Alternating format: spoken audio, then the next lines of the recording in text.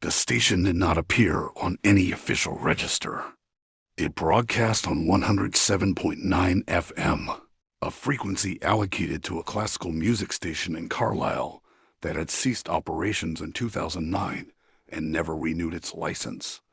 On paper, 107.9 was dead air. In the valley towns of the Northern Fells, Keswick, Penrith, the smaller villages threaded along the A66, it was something else entirely. Nora Fenn had found it by accident, the way most people found it, late at night. Scanning through frequencies on the old Roberts radio she kept on the kitchen counter, looking for something she hadn't heard yet. The signal came in clean and strong between Penrith and the M6. Stronger than anything had a right to be that far from any licensed transmitter. No music, no presenter. Just a voice reading aloud in a flat, unhurried monotone, as though reciting from a document of great length and no particular urgency. It was reading names. Full names, one after another, in alphabetical order, each one followed by a number that Nora initially took for an age and later decided was something else, a year, perhaps, or a measurement she didn't have the context to understand. The voice was neither male nor female in any clear sense. It was simply a voice, produced at a consistent volume and a consistent pace, with no inflection and no pause between names except the half-beat required to separate one from the next. It sounded, she thought the first time she heard it, like someone reading a very long list of people who needed to be accounted for. She listened for 11 minutes on that first night before the signal dropped without warning and 107.9 went back to white noise. She sat at the kitchen counter with her hands around a cooling mug of tea and felt the specific unease of someone who has just heard something they cannot explain and knows with some precognitive certainty that the not explaining is going to cost them something before it's over. She was a journalist. Freelance, recently relocated from Manchester to Penrith after a divorce that had reorganized her life more completely than she'd expected. She covered local news, planning disputes, council meetings, the occasional human interest piece for 3 regional outlets that paid poorly and reliably. She had the professional habits of her trade. She kept notes. She asked questions. She did not assume she understood a thing until she had looked at it from enough angles that the shape of it became undeniable. She opened her laptop and searched 107.9 FM Cumbria unlicensed broadcast. The results took her to a forum she had never seen before. A small community, thread after thread going back 4 years, hundreds of members. The first post in the oldest thread read, "Does anyone else hear the names? I have been listening for 8 months. Last Tuesday it read my mother's name. She died in 1987. What is this?" The forum was called The Listeners. It had no moderation, no advertising, no visible owner. It had been created with a free hosting account that had never been tied to a real name or email address that anyone had been able to trace. Its members were spread across Cumbria, North Lancashire, the Scottish borders, the loose geographic catchment of 107.9 signal range. They were not, as a community, the kind of people Nora would have expected to find in a forum about unexplained radio broadcasts, not conspiracy theorists, not paranormal enthusiasts, not teenagers looking for something to frighten themselves with. They were ordinary people, retired teachers, farmers, nurses, a retired civil engineer from Appleby who cross-referenced everything with the rigor of someone who had spent 40 years building things that had to work. They were, overwhelmingly, people who had heard a name they recognized. Nora spent 2 days reading through the threads before she posted. The pattern was consistent enough to be alarming. Listeners who tuned in regularly reported that the broadcast appeared to be working through a list that was not random, that the names followed an alphabetical sequence that continued from session to session. night to night, week to week, as though the reading was a project of enormous scope and considerable seriousness, proceeding at a fixed pace toward an endpoint no one had ever been able to calculate. The numbers following each name had been the subject of long discussion. The civil engineer, his username was Appleby46, had compiled a spreadsheet of every number reported by forum members alongside the names, cross-referenced against public records, and had concluded, in a post that was pinned to the top of the main thread, that the numbers corresponded to dates. Not years of birth or death, but something more specific. Dates expressed as a single integer in a format he couldn't decode. He had tried Julian Date, Unix Timestamp, and 3 other calendar systems without a match. He had written at the end of his post, "I do not know what the numbers mean. I know they are dates of some kind because of the internal consistency of the sequence and certain correlations I can demonstrate but not fully explain. I also know, and I put this plainly because I would rather be thought strange than leave it out, that the number following my own name, which was read on the 14th of March at approximately 2040, appears to be a date approximately 9 months from now. I have no idea what that signifies. I am documenting it in case it becomes relevant. The post was dated 7 months ago." Nora looked for subsequent posts from Appleby46. There were 2 more, growing shorter. The last one 3 months ago.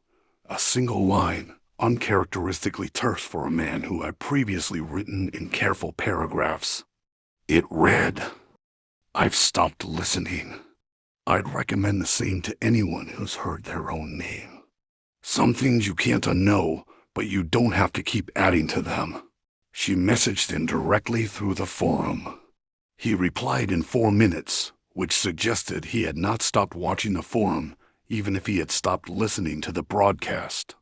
He agreed to speak to her. He said he would prefer to meet in person. He named a pub in Appleby and a time on Thursday, and he said, at the end of the message, in the same careful plainness of his forum post, "I should tell you now that in the 2 months since I stopped listening, the signal has started coming through on my kitchen radio without the radio being turned on. I have unplugged it. Last week I heard it through my smoke alarm. I am telling you this so you understand what kind of story you are dealing with before you decide whether you want to deal with it." Narration note. Deliberate pause here. Let the smoke alarm detail settle before moving on. His name was Graham Lowe. He was 63, recently retired from a 38-year career with the Environment Agency, and he had the deliberate calm of a man who has made a professional habit of looking at situations that other people find overwhelming and identifying the actionable facts within them. He ordered a half a bitter and sat across from Nora in the corner of the pub with his hands flat on the table and told her everything without being asked to, in chronological order, as though he had been rehearsing. He had first heard the broadcast in November of the previous year, tuning through frequencies on an old radio he used in his workshop. He had listened out of curiosity, then out of something more compulsive. He had found the forum. He had done what he always did with puzzles. Applied methodology, kept records, looked for the structure underneath. "The list is not random," he said. "I want to be very clear about that because it's the thing that matters most. Someone or something has compiled an ordered list of names and is reading it systematically. It has been broadcasting for at least 11 years, based on the earliest forum reports I can find, possibly longer. The pace of the reading, extrapolated from what members have collectively recorded, suggests the list contains somewhere between 2 and 4 million names. At current pace, it would take decades to complete. Whose names?" Nora said, "That's the question. The forum has documented names of living people, dead people, and people who can't be found in any public record at all. No demographic pattern, all ages, all apparent backgrounds. seemingly all nationalities given the range of name origins in the reported samples. He turned his beer glass in a slow circle. My working hypothesis before I stopped working on it was that it wasn't a list of people who share a characteristic. It was a list of people who have been assessed in some way, individually, each one specifically identified and noted. Assessed for what? Graham was quiet for a moment. Outside, the market town went about its Thursday afternoon with no particular awareness of a conversation happening in this corner. I couldn't determine that, he said. But I will tell you what I noticed after my name was read. I noticed that I became aware, in a way I hadn't been before, of things I couldn't see. A sense, very constant, that something was attending to me, not threatening, not benign, just attentive.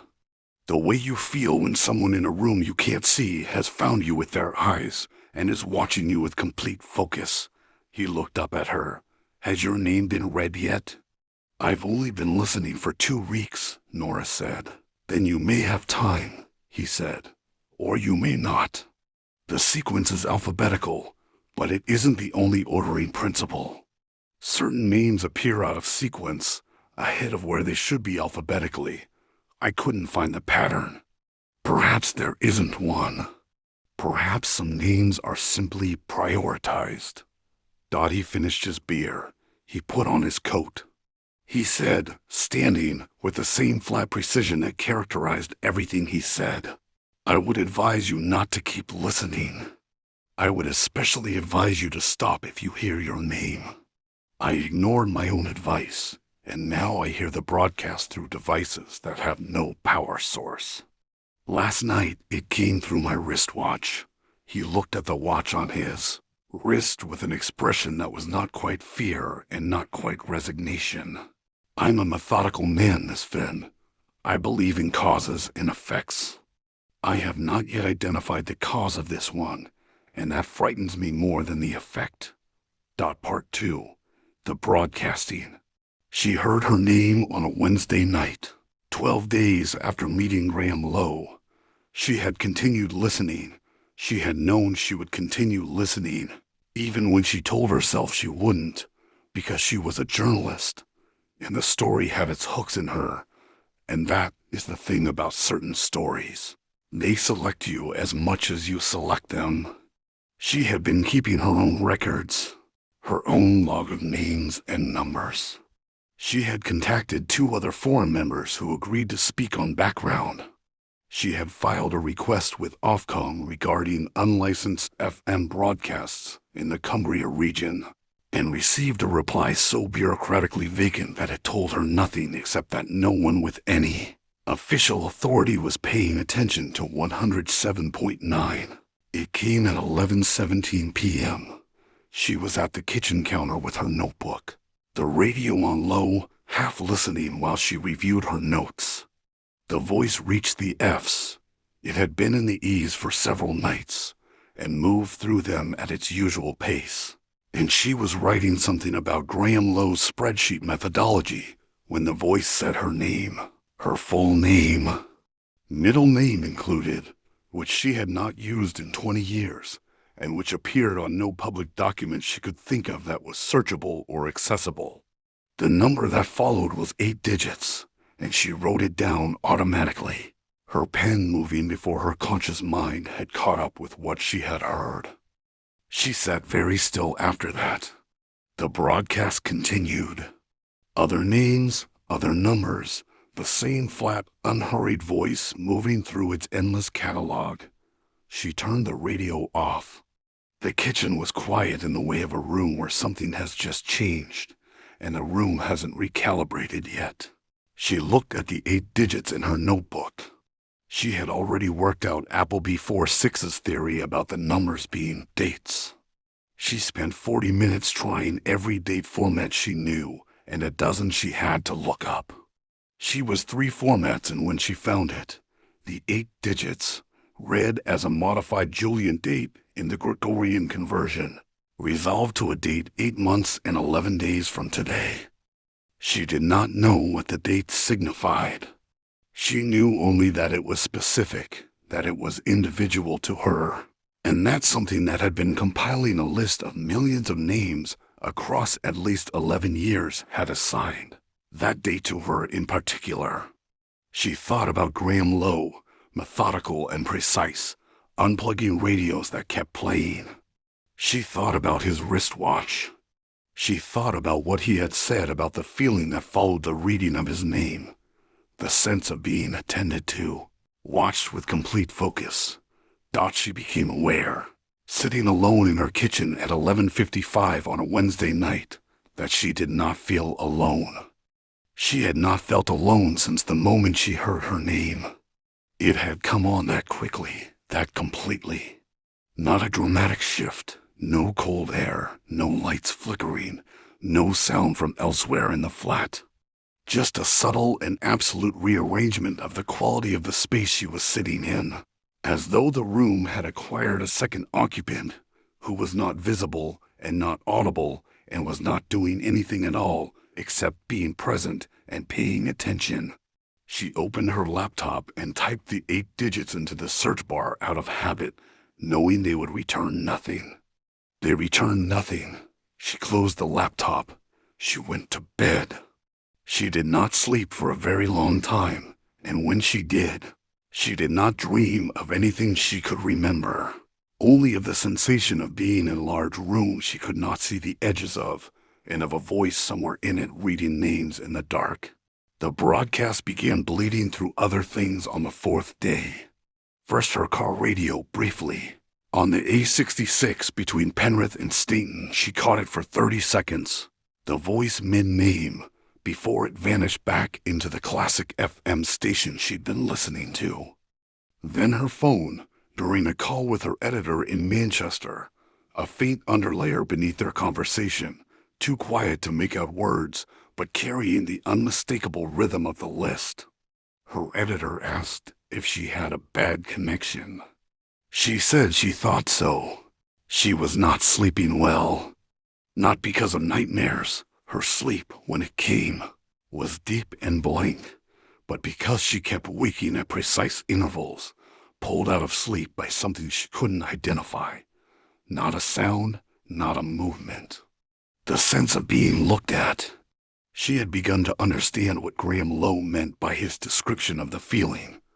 It was not malevolent, and that was almost worse, because malevolence would have given her something to push against. This was simply attention. Enormous, impersonal, absolute attention. The feeling of having been located on a very large map by something that maintained its instruments pointed in your direction without hostility or warmth or anything that could be called intention. Just the fact of being found, being noted, being tracked. She went back to the forum and posted for the first time, identifying herself and her name. The responses came within the hour. 9 other members who reported the same progression, the same timeline. Heard on the broadcast, attended to within 48 hours, the bleeding through beginning in the first week. One woman from Keswick said it had lasted 6 months before it stopped. She had moved house twice during that period, and it had followed her. A man from Carlisle said he had experienced it for over a year. He wrote in the present tense, which suggested it hadn't stopped. She drove out to the fells on a clear morning with a portable FM receiver and a map, trying to triangulate the signal's origin. This was not something she had technical training for, and she knew it. But the civil engineer's systematic approach had appealed to her professional instincts, and she did not know what else to do that was practical. She drove the high roads above Ullswater, stopped at intervals, noted signal strength. The signal was strongest on the eastern fells, above Martindale, in the kind of high open country where the sky sits lower and the silence has a different texture than valley silence. Stronger there than in any town, stronger than it had any right to be from any known transmitter configuration. She got out of the car on a gravel pull-off above Bordell House and stood in the wind with the receiver held up and listened.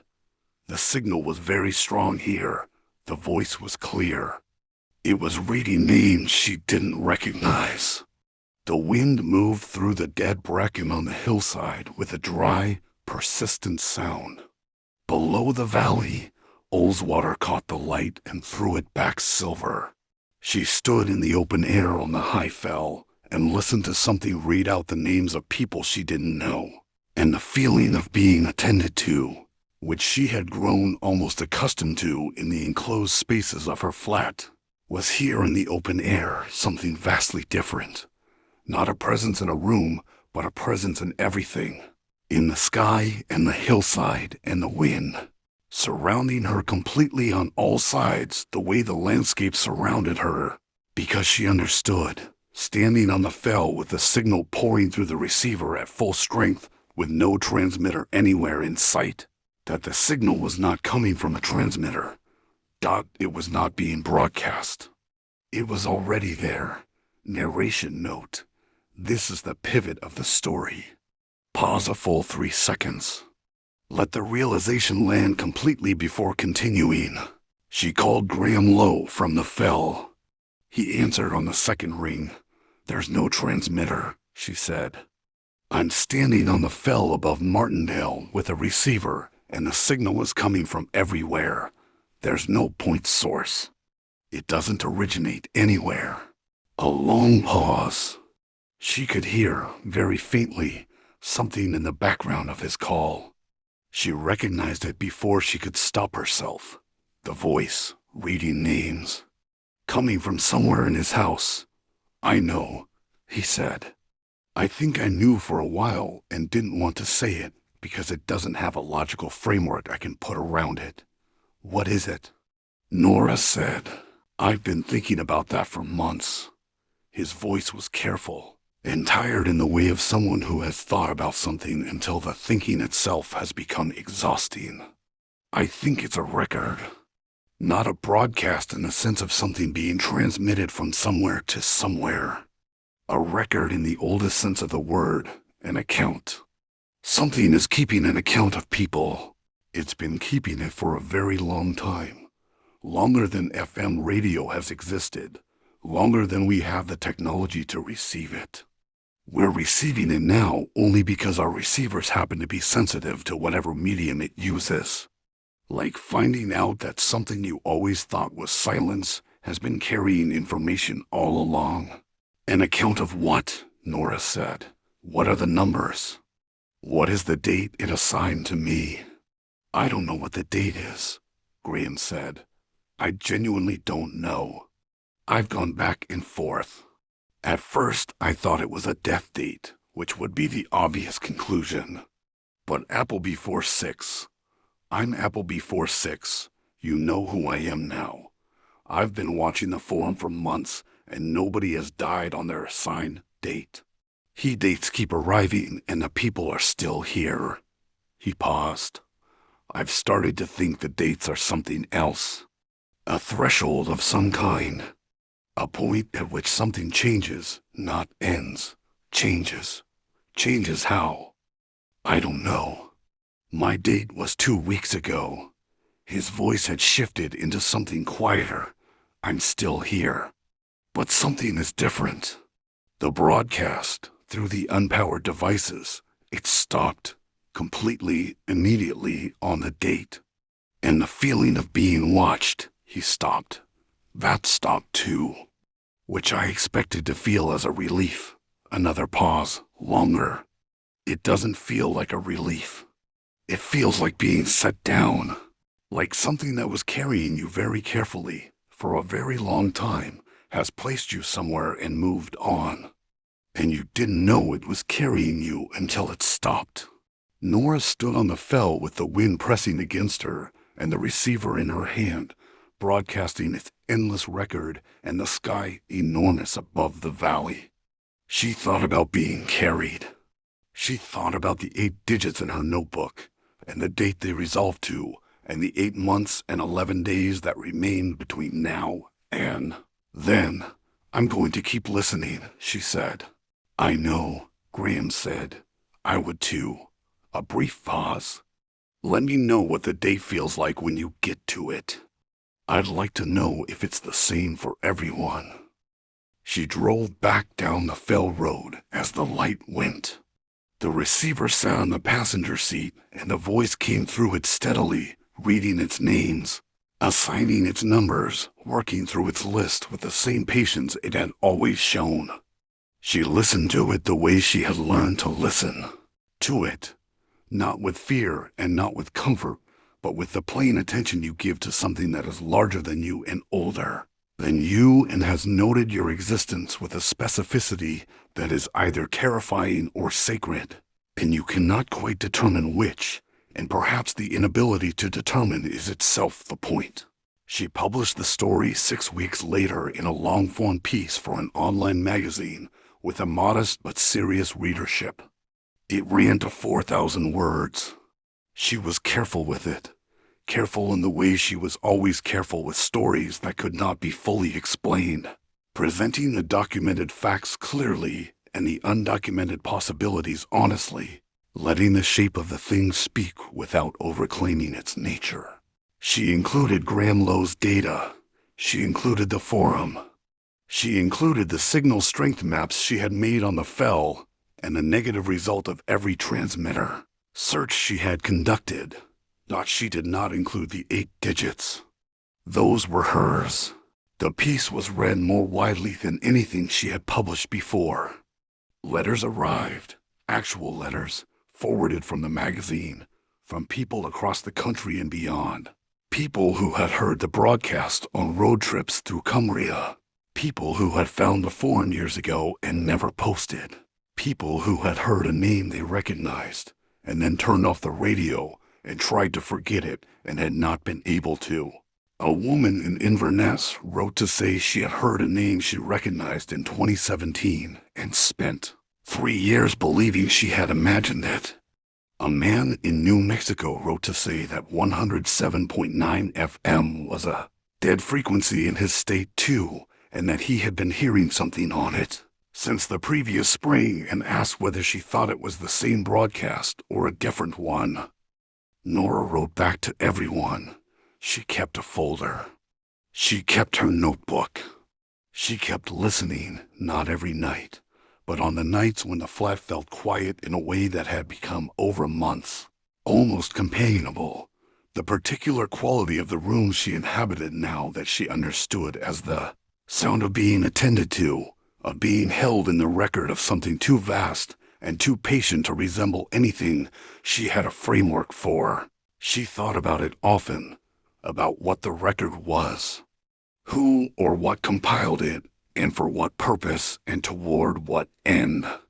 She thought about the millions of names in the list and the unknowable length of time it had been in operation and the precision with which each name had been identified and each number assigned. She thought about Graham Lowe's word for it, threshold, a point at which something changes. She thought about what it might mean to be known that completely by something at large, to be located and noted and tracked, and then, on a specific date she had circled in her diary, to be set down. She did not think it was death. She had decided that much. Whatever the dates were, they were not ends. Graham was still alive and present, and still posting occasionally to the forum, with a quality in his writing that she could only describe as aftermath, the quiet of a man on the other side of something he didn't have words for yet.